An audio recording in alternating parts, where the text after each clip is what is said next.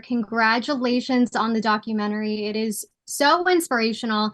And I think one of the reasons is because you go through these challenges like rejection and you don't shy away from that transparency. How important was that to you when telling your story? I think it's what's needed right now. I'm not saying that just because I need my story told, but I feel like it's an ability to kind of separate, what the finished, polished product of what people see or have seen over the course of these last couple of years, and what my NBA journey was. To know, like, I started from somewhere and was, adopted that underrated mindset and needed people to, support me and lift me up and build me up along the way, and how I dealt with, the extreme lows and the failures and the losses, and try to, bottle that up into fuel to keep going, to develop my work ethic and perseverance. So, we live in an age of, obviously, what social media has done in terms of,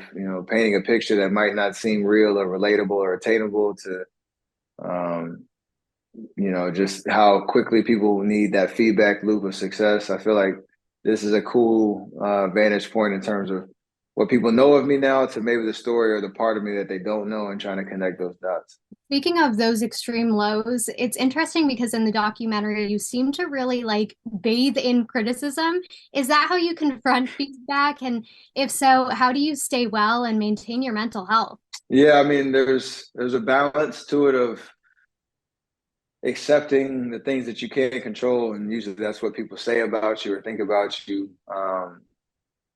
Acknowledging it as uh, as either fuel or even a form of entertainment, or a way to kind of separate the positive self-talk that you have to try to develop over the years, to all the distractions and noise that, again, you can't really control. So, um, yeah, it's hard. It's it's more for me, less of like having that chip on your shoulder, like I have to prove everybody wrong, but using that as a form of making sure I can prove myself right. And there's a subtle difference for me, just in terms of what motivates me, what inspires me, and that's, like you said, I being very intentional and active in that process is made sure I understand that I don't get too wrapped up or too obsessed over, the criticism, so that I can, to your point, stay mentally healthy, mentally strong, mentally adaptable to what life throws at you. And last question for you. I'm wondering if there was any part of your story that you wish made the final cut. Obviously, this focuses on a very specific time in your life, but is there something that you wish fans or even just people who aren't as familiar with your career got to see? It's a great question. So when you go through this process, you see much footage of your life, and you get flashbacks of all different experiences I've had. I think the biggest thing is probably the emotional state I was in, full of tears, and uh, when I was deciding whether I was going to leave Davidson or not to go to the NBA. And that sounds crazy. It's like you're deciding whether you're going to go back to school or go to the NBA draft.